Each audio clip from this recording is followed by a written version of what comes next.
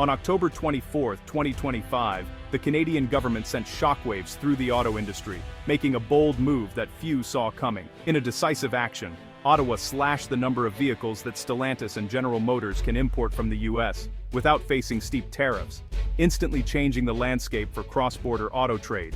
This isn't a gentle warning, it's a direct response to what Ottawa calls broken promises and abandoned Canadian workers. For years, Canadian auto workers have voiced concerns about job security and the future of manufacturing in their communities. The government is wielding remission quotas, special allowances that let automakers import a set number of vehicles tariff-free. These quotas have been a crucial bargaining chip, designed to encourage investment and job creation in Canada.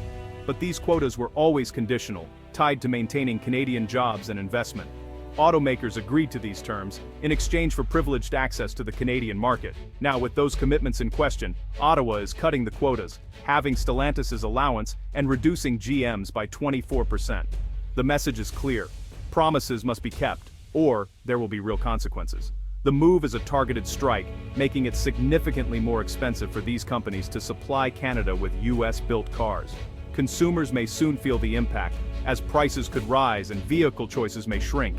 It's a clear message. Access to Canada's lucrative market comes with real expectations and responsibilities. Ottawa is drawing a new line in the sand, demanding accountability from global automakers. The government is ready to enforce its side of the bargain, pulling key levers to protect Canadian manufacturing and the livelihoods of thousands of workers. Industry leaders are stunned, scrambling to assess the financial fallout and their next steps. The sudden policy shift has left automakers reeling, unsure how to adapt to the new reality. The rules of engagement between Canada and global automakers have just been dramatically redrawn, setting the stage for a new era in North American auto manufacturing and trade. Ottawa's drastic action was triggered by Stellantis and GM, scaling back Canadian production after years of enjoying tariff exemptions. For decades, these automakers benefited from generous trade policies designed to support the growth of the Canadian auto industry and create thousands of well-paying jobs across the country. GM's decision to halt BrightDrop van production in Ontario sent shockwaves through the local economy, leaving workers and suppliers uncertain about their future. Meanwhile, Stellantis' move to shift Jeep Compass assembly to Illinois was seen as a major betrayal of trust, especially after years of collaboration and investment in Canadian facilities. These cutbacks hit local jobs hard, threatening the livelihoods of thousands of families and undermining Canada's ambitions to become a leader in the electric vehicle sector, a key part of the country's green future. The government insists tariff relief was always a two-way street, benefits in exchange for investment and jobs. Ottawa expected automakers to honor their commitments and help build a sustainable, competitive auto industry. By moving production and cutting jobs, the automakers broke that deal, leaving communities to deal with the fallout and sparking outrage among workers and local leaders. The quota cuts are a direct consequence, not a new attack.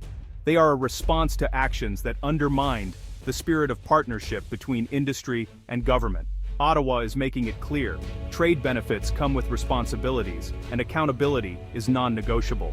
The government is determined to defend Canadian interests and ensure fair play in international trade. The goal is to protect Canada's auto sector, secure good jobs for Canadian workers, and ensure that those who help build the industry share in the profits and prosperity they help create. Tariffs are taxes on imported goods, making foreign-made cars more expensive and protecting local industry. Remission quotas let automakers import a set number of US-built vehicles tariff-free, a huge financial advantage. These quotas were granted to keep the North American auto market stable during past trade disputes. For automakers, tariff-free imports mean flexibility and bigger profits, but Ottawa says this privilege was always conditional on supporting Canadian jobs. By slashing quotas, the government is turning a perk into a penalty. Every car imported above the new limit now faces a steep tariff. The hope that the financial pain will push automakers to bring production and jobs back to Canada. The message: build here or pay the price. For Stellantis and GM, the new policy is a direct hit to their bottom line. With fewer tariff-free imports, they face a tough choice: absorb higher costs, pass them to consumers, or restore Canadian production. The government is betting the financial sting will force a rethink. Silence from the automakers suggests they're scrambling to recalculate their strategy.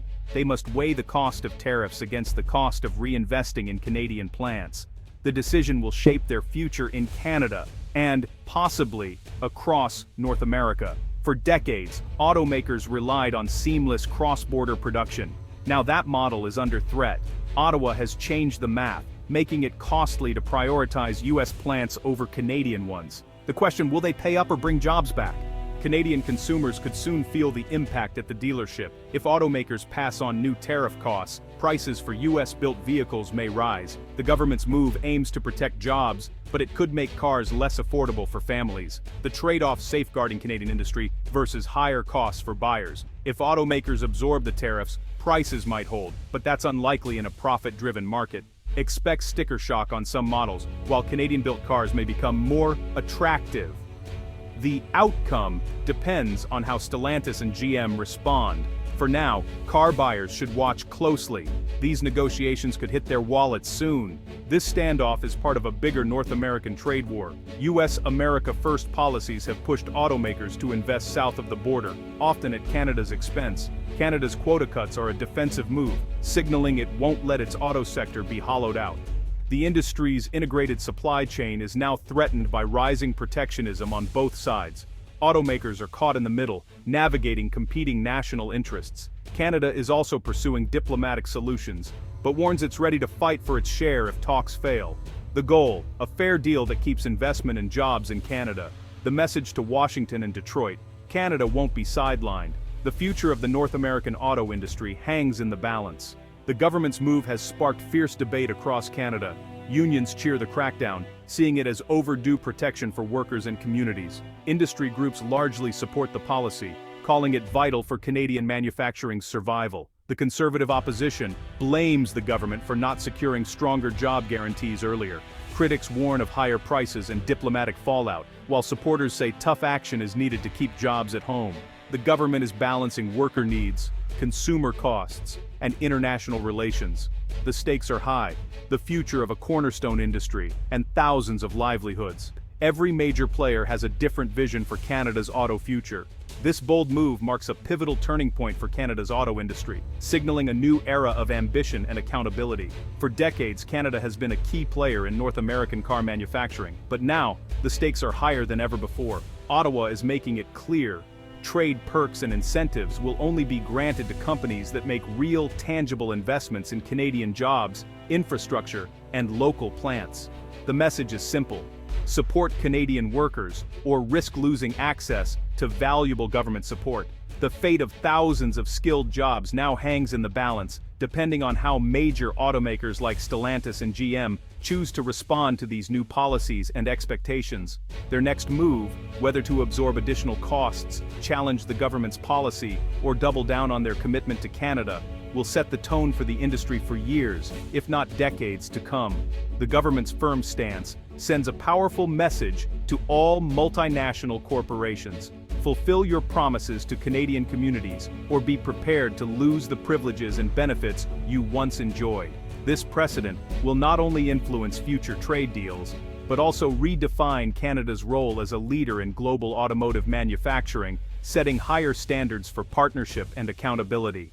As the industry rapidly shifts toward electric and autonomous vehicles, the competition for investment, innovation, and skilled talent is fiercer than ever.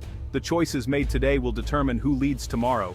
Canada is fighting hard for its share of that future, determined to build a resilient, forward-looking auto sector that can weather global challenges and seize new opportunities. The road ahead is tough and full of uncertainty, but one thing is clear: the terms of the debate have changed. Canada is no longer content to be a bystander. It is demanding a seat at the table, shaping its own destiny in the global auto industry.